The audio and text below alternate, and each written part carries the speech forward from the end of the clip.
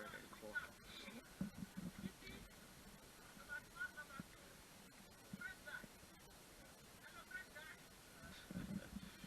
Yeah, so to get on the bus I just showed a vaccination certificate, passport. They haven't asked me for that form I had to fill out, which declares that I don't have any of these COVID-related symptoms. But this is the first time I've actually seen since Brexit. So the first time I've stepped into the Schengen Zone. Quite a unique experience.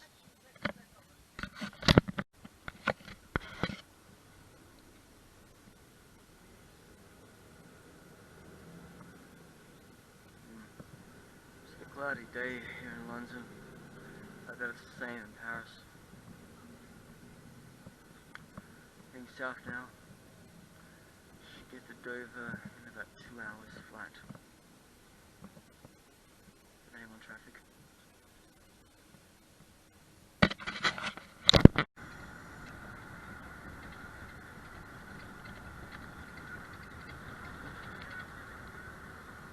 I'm going to prefer to take the Eurotunnel today, but the ferry has not changed.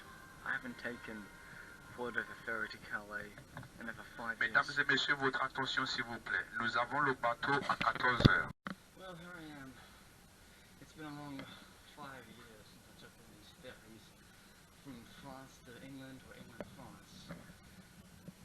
I could tell you that it was in December 2016. You see, after a long overland trip from Vostok all the way to London, I took the ferry from Calais. I would prefer to take the ferry from Dunkirk because that's where my uncle went missing, but no, they said there's no passengers on foot for Dunkirk. So I had to take, another train from Dunkirk to Calais and then go on the ferry. About to leave. It takes only about 30 minutes to cross. And not too certain that I'll get to Paris by 8 or by 9 tonight. I do know in the past that there is a stop halfway between Calais and France for food. So, yes. Ready for that.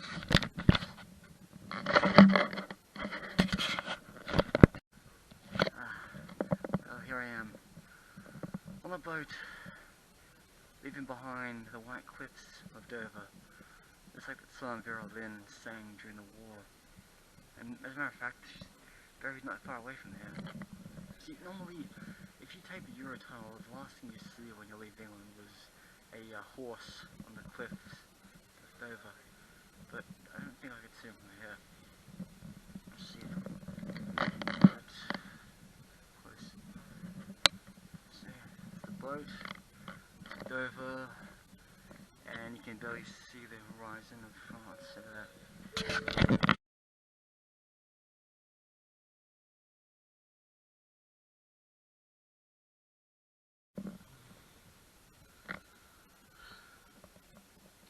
Crossing should only take about 30 minutes, 40 minutes at least. If you ask me, I would prefer to take the Eurotunnel. Much quick, I mean, same length, but you don't have to get on a ship.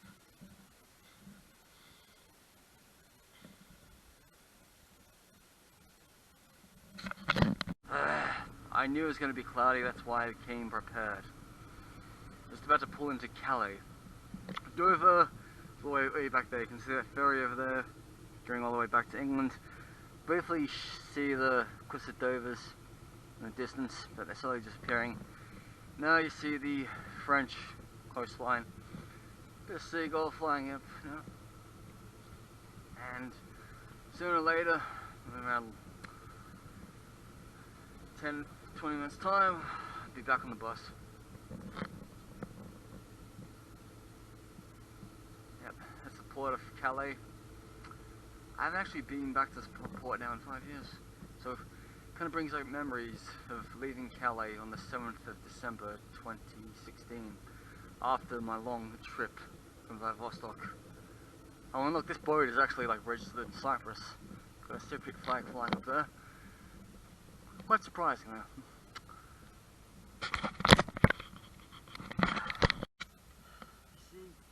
travelling from London to Paris by bus used to be quite cheap. I remember 2 years ago when I went to Paris to get my flight to French Guiana. The bus ticket was 15 quid, and the bus ticket back, because I booked the last minute, was 24 quid. But now this total round trip between London and Paris by bus cost me a total of £64. Normally I wouldn't go as high as that. And for double that price you could get a one-way ticket in the Eurostar. But these days the Eurostar never gets as cheap as £44 in advance, or if you're lucky £60 in advance. So if you're on a budget, you must have to get a bus. But I mean, many times in my European life I've just gotten on a bus and gotten out of England. You know, I've gone to Nantes for Hellfest, went to Prague for 22 hours, I went to Hamburg by a bus and train, and yeah, I went to Belgium like once, 6 years ago, by bus. But sometimes buses are cheaper than trains. But in other countries, trains are cheaper than buses. So it just all depends on the time of the day, time of the year, and how you book it.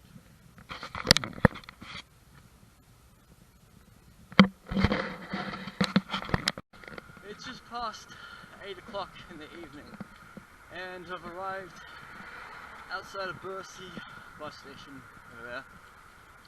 I've only got 4 hours left of the day to check in.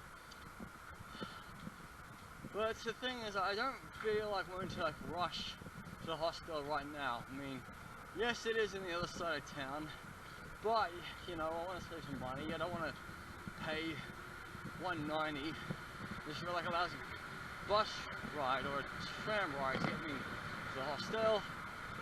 And you know, it's been 2 years since I was like last year. Like it was December the 2nd.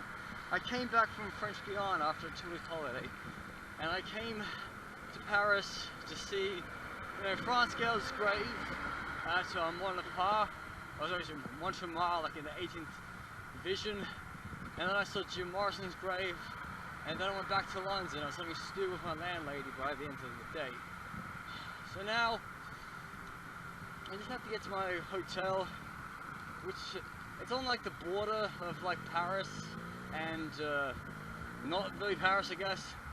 Like literally, you can't really say, alright, like you live in Paris if you like don't live in the like all the assortments, whatever we call them that. I really cannot stand wearing glasses in Paris. There's like all the lights are just so damn bright. I mean, if I took my glasses off, it'd be fine, but you know, I'm short-sighted. This is what happens when you don't have 20/20 vision, or you're born with damage to your retina and your right eye. Some 36 years ago. So, I just can't believe it. I'm back here in Paris. I'm spending more than 12 hours. Since in all my previous trips to Paris, I've spent no more than at least 10 or 12 hours. So, to refresh your memory, I came here June 2011 from Hellfest, and I had about 6 or 7 hours to see the Eiffel Tower, Arc de Triomphe, and then get on a train in Nice. The second time I came back was also after Hellfest 2013. I remember just walking around Paris all day, and then I remember walking somewhere that wasn't even Paris anymore. So instead of going to Liechtenstein the next day, I ended up back in like London. Now I came back to Paris twice, 2019. Both times I was going to and from French Guiana, because literally most flights to the French territories around the world, they actually leave from Paris. So from Paris Orly, you can get a flight to Réunion, you can get a flight to Calais, you can get a flight to Haiti, even though that's not part of France anymore. You can get a flight to French Caribbean islands, you can get a flight to Réunion. You can't really get a flight to New Caledonia directly because you have to change to Japan, and you can't really get a flight to Tahiti because you have to change in America because of the distance. So, you know, France has a large, you know, like bunch of like land in all different continents. You know, Africa, Oceania, South America, even North America, even off the coast of Newfoundland in Canada, sorry, Newfoundland in Canada is like, you know, Saint Pierre, like a small French territory. They use a euro, they drive on the right, they speak French, but they're not really affiliated as a part of Canada.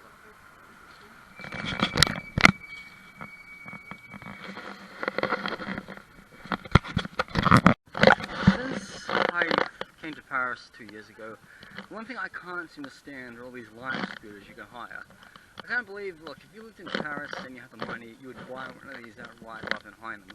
I mean, it's like with, you know, all these other bikes and scooters that you can find in London. They just become like just tripping hazards and, you know, health hazards. I don't really like that.